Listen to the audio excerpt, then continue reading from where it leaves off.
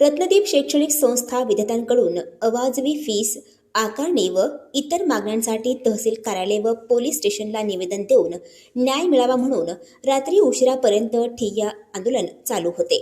याबाबत रत्नदीप संस्थेचे अध्यक्ष डॉक्टर भास्कर मोरे यांनी संस्था नियमाप्रमाणे फी घेत असून शासनाच्या परिपत्रकाप्रमाणे घेत असल्याचे सांगितले।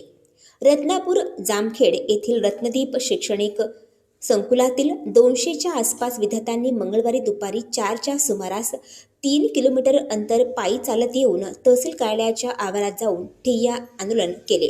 यानंतर तहसीलदार गणेश माळे यांनी विद्यार्थ्यांची भेट घेतली। यावेळी विद्यार्थ्यांनी रत्नदीप संस्थेच्या विरोधात शैक्षणिक फीबाबत भूमिका मांडून निवेदन दिले। या निवेदनात म्हटले आहे की नियमाप्रमाणे परीक्षा फी घ्यावी, अतिरिक्त फी घेऊ नये। संस्थेने विद्यार्थ्यांसाठी बसची व्यवस्था केली ती किलोमीटरप्रमाणे घ्यावे, त्याबाबत बंधन नसावे। स्नेह संमेलनाची वर्गणी घेऊ नये, इंडस्ट्रियल भेट जवळची घ्यावी, गणवेश आकारणी योग्य असावी, प्रवेशावेळी 11,000 घेतले ते परत देण्यात यावे, कॅम्पसमध्ये विनाकारण विद्यार्थ्यांना थांबवून ठेवू नये, लेक्चर व प्रॅक्टिकल वेळेवर करावे, सर्व जमा केलेल्या फी परत द्यावी, कॉलेजचे प्रश्न प्राचार्यांनी सोडविणे गरजेचे असून अध्यक्षाचा हस्तक्षेप करू नये, विद्यार्थीचे मानसिक व आर्थिक पिळवणूक करू नये, विद्यापीठाच्या मागणीप्रमाणे फी घ्यावी अशा विविध मागण्या करण्यात आल्या। यावेळी संभाजी ब्रिगेडचे प्रदेश उपाध्यक्ष अण्णासाहेब सावंत व मनसे तालुका अध्यक्ष प्रदीप टापरे यांनी आपल्या प्रतिक्रिया व्यक्त केल्या। प्रतिनिधी नासिर पठाणसह पत्रकार अशोक निमोणकर, जामखेड।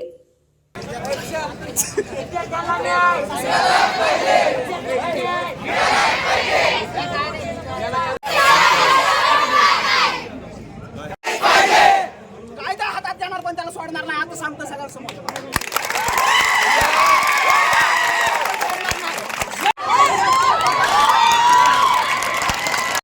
फाउंडेशन आणि रिसर्च सेंटर रत्नापूर तालुका जामखेड येथील विद्यार्थी आज तहसील कार्यालयासमोर उत्स्फूर्तपणे येऊन आंदोलन करत आहेत। आणि आज त्यांनी निवेदन पण आम्हाला दिलेलं आहे प्रशासनाला। त्या अनुषंगाने मी उद्या संबंधित कॉलेजचे प्रशासनाला बोलवून घेतो आणि विद्यार्थ्यांचे तक्रारी आणि प्रशासनाची भूमिका या दोन्ही गोष्टी समजून घेऊन त्यानुसार विद्यार्थ्यांचे काही जे अन्याय झालेला आहे तो माझ्या स्तरावर दूर करण्याचा प्रयत्न करतो। जे मुद्दे विद्यापीठ स्तरावरचे असतील तर ते आपण विद्यापीठाला सदर निवेदन फॉरवर्ड करत आहोत। तर संबंधित विद्यापीठ पुढची त्यावरती कारवाई करेल। विद्यार्थ्यांच्या पाठीशी प्रशासन नेहमीच राहणार आहे, तर याबद्दल सर्व आंदोलकांनी आश्वस्त राहावं।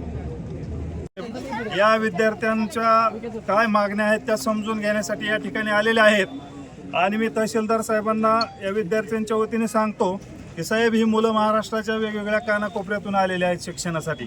अत्यंत गरीब घरातली काही लेकरं आहेत, मुली आहेत, मुलं आहेत आणि हा भास्कर मोरे नावाचा जो संस्थापक आहे इथला, तर हा मुलींची आणि मुलांची आर्थिक पिळवणूक करतो आणि मुलांची मानसिक आणि शारीरिक पिळवणूक ह्याच्या पाठीमागे त्यांनी केलेली।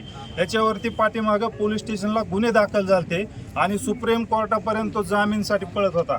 या ठिकाणी पोलीस प्रतिनिधी आहेत, डेरे साहेब, त्यांना विचारा हे खरं आहे का खोटं आहे। तर आमची अशी इच्छा आहे की महाराष्ट्रातल्या कानाकोपऱ्यातून आलेल्या ह्या सगळ्या मुलांना निर्भय वातावरणामध्ये इथं शिक्षण मिळालं पाहिजे। आज ह्यांच्या जीवावर आलं म्हणून इथं मुलं आलेत सगळे, ह्यांना कुणीही पाठविलेलं नाही, स्वयंस्फूर्तीने आलेले आहेत आणि ह्यांना जर न्याय नाही मिळाला तर ह्यांच्यावर उद्यापासून पुन्हा अन्याय सुरू होईल। तर आमचं असं मागणी आहे की उद्या तुम्ही त्या संस्थापकाला इथं बोलून घ्यावं। PI साहेब आहेत, मागच्या विषयामध्ये PI साहेबांना पूर्ण विषय माहिती आहे, त्यांना बोलून घ्या, सगळा विषय समजून घ्या आणि या पोरांना न्याय दिला पाहिजे। त्याची जी एक पद्धत आहे तुम्हाला सांगतो, तो मुलींना काय करतो, केबिनमध्ये बोलून घेतो आणि वेगवेगळ्या पद्धतीचं बोलतो।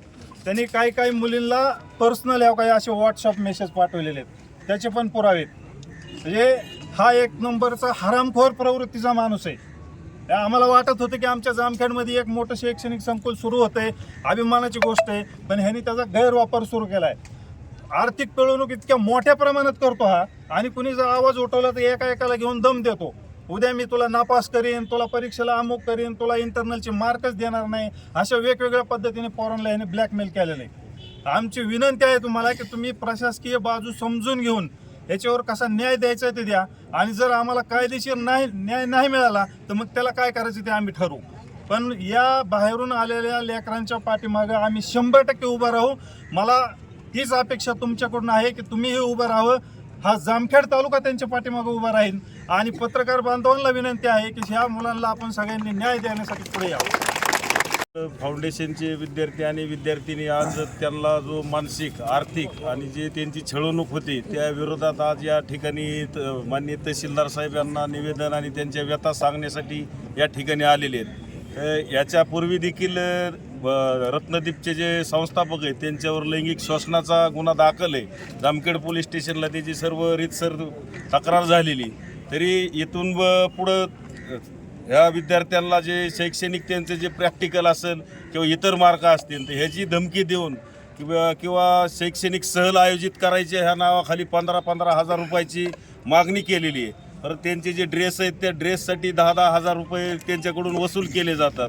त्यांचे जर्नल जे आहे त्या जर्नलसाठी सुद्धा हजार रुपये घेतले जातात. हे सर्व विद्यार्थी जे राज्यातल्या वेगळ्या भागातून या जामखेड या ठिकाणी शिक्षण घेण्यासाठी आलेले आहेत. या जामखेडचं नाव या रत्नदीप शैक्षणिक संकुलाच्या माध्यमातून वाढायचं ते जास्त खराब व्हायला लागलेलं आहे.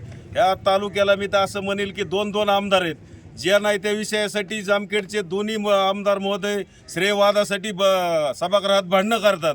तर ह्या महाराष्ट्रातून आलेल्या कान्याकोपऱ्यातून जे आलेले विद्यार्थी आहेत यांना न्याय देण्यासाठी दोन्ही आमदारांनी या ठिकाणी या प्रश्नात लक्ष घालावं असं मी त्यांना महाराष्ट्र नवनिर्माण सेनेच्या वतीने त्यांच्याकडे मागतो. आणि माननीय तहसीलदार साहेबांनी मी अशी विनंती करतो की आपण ह्या गोरगरिबांच्या विद्यार्थ्यांना तुमच्या माध्यमातून न्याय मिळवून द्यावा. जर ह्या विद्यार्थ्यांना जर न्याय मिळाला नाही तर महाराष्ट्र नवनिर्माण सेनेच्या वतीनं आम्ही रत्नदीप शैक्षणिक संकुलासमोर आंदोलन करून त्याच्या होणाऱ्या परिणामाची जबाबदारी सर्व प्रशासनाची राहील. एवढं मी या ठिकाणी सांगतो आणि थांबतो.